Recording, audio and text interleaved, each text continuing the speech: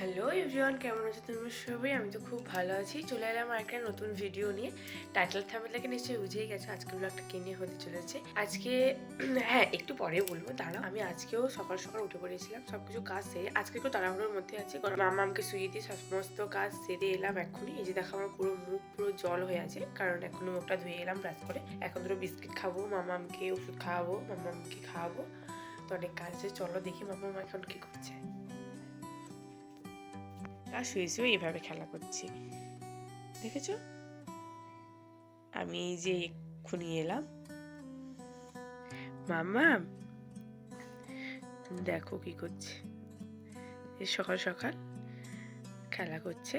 ওরে বাবারে, তোমরা তো আমার আগের ভিডিওতে দেখেইছো আমি এভাবেই মাম্মামকে শুয়ে দিয়ে চলে যাই, গিয়ে আমার সমস্ত কাজ সেরে আসি। যখন এসে দেখি মাম্মাম তখনও খেলা করছে। আজকে এমনিতেও অনেকটাই তাড়াহুড়োর মধ্যে ছিলাম, সকাল সকাল উঠে আর গরম জল করে খাওয়া হয়নি। এই যে এখন এসে জল খেয়ে নিলাম, তারপর বিস্কিট খাবো। ব্রাশ করা তো আমার হয়েই গেছে। এইবারে আমি বিছানাটাকে ভালোভাবে গুছিয়ে নিই। অনেক দিন থেকে ভাবছি বিছানাটাকে ভালো করে গুছাবো আর রুমটাকেও ভালোভাবে গুছাবো, কিন্তু সেরকম আর সময় হয়ে ওঠেনি, তাই আর গোছানো হয়নি। কিন্তু আজকে যেহেতু মা বাবা আসছে, তাই ভাবলাম আজকে ভালোভাবে একটু গুছিয়ে নিই। আর সকাল সকাল এই জন্য আমি উঠেছিলাম।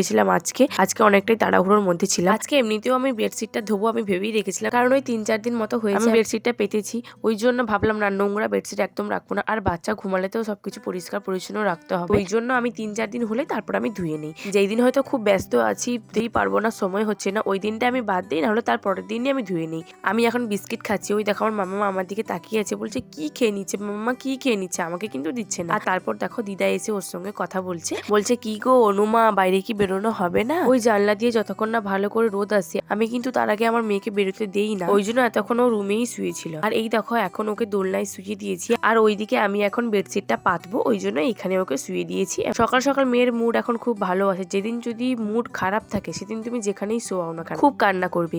আর যেদিন দেখো মুড ভালো নেই, সেদিন তুমি যেখানেই নিয়ে যাও সেখানেই কান্না করবে। আর বিশেষ করে বাচ্চা একটু সকালবেলা চুপ থাকে, একটু খেলা করে। আমার মেয়ে কিন্তু সকালবেলা খেলা করে, এই 8টা মতো বাজবে, তারপর ওর ইচ্ছে আর বাইরে যাবে, একাই কান্না করে। খাইয়ে দিয়ে তারপর সবার কাছে ছেড়ে দিয়ে আসি বাইরে, হয়তো বাইরে শুয়েও দিই, এরকমও করি।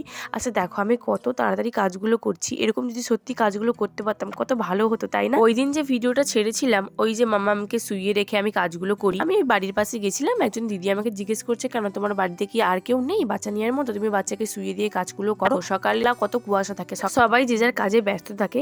সারাদিন তো আমার দাদু দিদা ওকেই কোলে নেয়, তারপর কাকিমারা আছে, কাকিমার মেয়ে ছেলে সবাই নেয়, সবাই কোলে নিয়ে ঘোরে। তাহলে আমি সারাদিন কাজকর্ম করলে কি করে করি বল? দেখো সারাদিন তো আর মেয়ে শুয়ে থাকবে না, বা সারাদিন শুয়ে শুয়ে হয়তো খেলবে না। বাচ্চার কখন কখন কি মুড হয়, কখন খেলতে ইচ্ছে করবে, কখন একটু ঘুরতে ইচ্ছে করবে। আর এখন তো ও একটু ঘুরতে বেশি ভালোবাসে, সকাল সকাল খেলে, তারপর আর খেলবে না, তখন শুধু ঘুরতে চাইবে।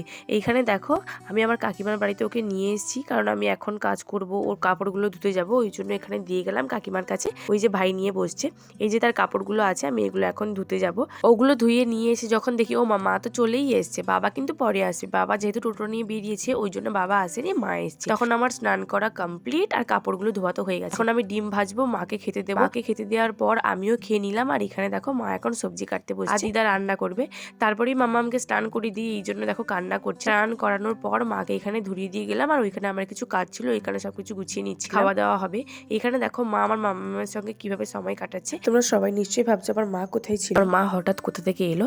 আজকে আমার মা বাবা জেঠিমা সবাই আসবে, আমাদের বাড়িতে রান্না হবে, ওই জন্য সবাইকে ডাকা হয়েছিল। আসলে অনেক দিন থেকে মা বলছে, অনেক দিন থেকে মিঠিকে আমি কোলে নিইনি, মিঠিকে আমি কোলে নিইনি, মিঠির সঙ্গে সময় কাটানোই হয়নি। ওই জন্য দিদাও বললো তাহলে চলে আসো না, একদিন সকালবেলা আসো, বিকালবেলা না হলে চলে যাবে। তারপর মা বলছে আচ্ছা ঠিক আছে, না হলে যাবো। ওই জন্যই এসছে, ওই যে মিঠির সঙ্গে এখন সময় কাটাচ্ছে। তারপরে ওকে ঘুম পাড়িয়ে দিয়ে এখন যাচ্ছি সবাইকে খেতে দেবো। যখন এসে দেখি জেঠিমাকে আমার দিদা খেতে দিয়ে দিয়েছে, জেঠিমা আর একজন দিদা এখন খেতে বসছে। আর বাবা এলেই তারপর মা বাবা সবাই একসঙ্গে বসবে, তারপর আমিও খেতে বসবো। আসলে বাবার আসতে একটু দেরি হচ্ছে, কারণ বাবা তো টোটো নিয়ে বেরিয়েছে, ওই জন্য দেরি হচ্ছে। তারপর এই যে দেখো বাবাও চলে এসেছে, মা বাবা সবাই বসে পড়েছে, জেঠিমাও বসে পড়েছে, আর এরপরেই আমি বসে পড়বো। আমি যখন বসেছিলাম তখন তো আর ভিডিও করা হয়নি, তাই তোমাদের সঙ্গে আর শেয়ার করতে পারলাম না। এখন আমার বাবা আমার মামার সঙ্গে খেলা করছে।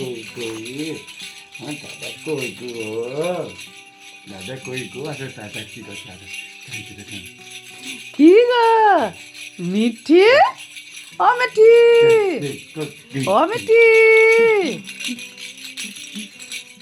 উলি বাবালে, আমার উলি মামা বাবালে, দলে। উলি বাবালে। এই যে মা বাবা সবাই খুব মিস করছিল আমার মাম্মামকে, ওই জন্য মাম্মামকে নিয়ে এখন খেলা করছে। ভিডিওটা এখানেই এন্ড করছি, তো চলো টাটা।